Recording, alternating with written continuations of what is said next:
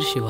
Maximum చాలా కథలకి self voice over ఉంటుంది, but ఇతని కథకి మాత్రం నేను వాయిస్ ఓవర్ ఇవ్వాల్సి వస్తుంది. కారణం, కూడా తెలియని పసితనంలో అమ్మ చేతి గోరుముద్దలు తినాల్సిన శివ అమ్మ పోయిన బాధలో ఎక్కి ఎక్కి ఏడ్చి గొంతును పోగొట్టుకున్నాడు. అవును, ఇతను మూగవాడు.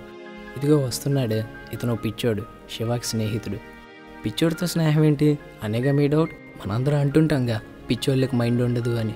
నిజమే, వాళ్ళకి మైండ్ ఉండదు, అందుకే వాళ్ళ మనసు చెప్పిందే వింటారు. అన్నట్టు మన కథానాయకుడికి ఒక కథానాయకు ఉందండి, మూగోడికి ప్రేమ కదా అని మీరు మూగ్గా ఆలోచించకండి.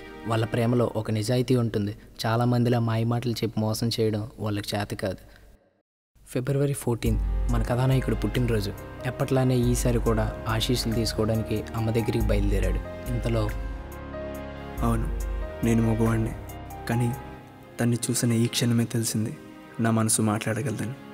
ఆ కళ్ళు, వాటిని చూస్తుంటే ప్రపంచం అంతా ఆ 2 కళ్ళల్లోనే ఉందేమో అనిపిస్తుంది.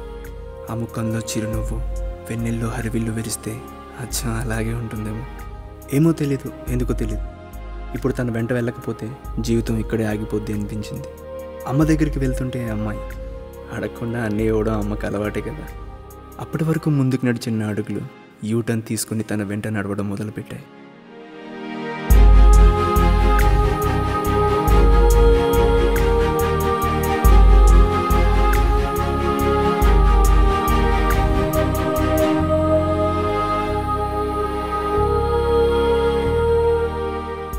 ఇప్పటి వరకు లవ్ ఎట్ ఫస్ట్ సైట్ అంటే విన్నాను, కానీ ఫస్ట్ టైం నా లైఫ్లో ఫేస్ చేస్తున్నాను.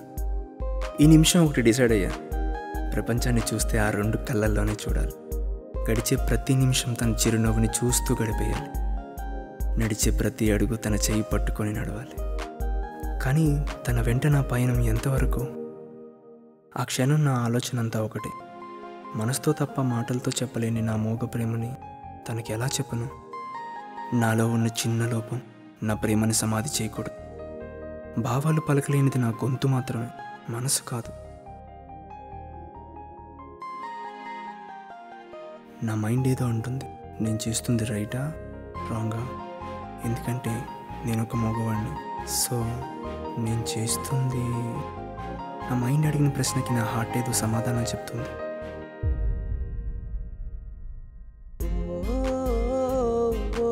అలా 2 రోజులు తనని ఫాలో అయ్యాక తెలిసింది,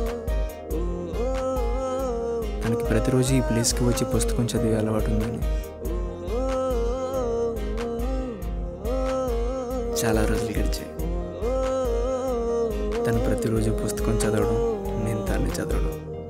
నిజంగా తనకి నా ప్రేమ తెలీదా, తెలిసి నటిస్తుందా? ఎలా అయినా ఈ కామాకి రేపు స్టాప్ పెట్టాలి.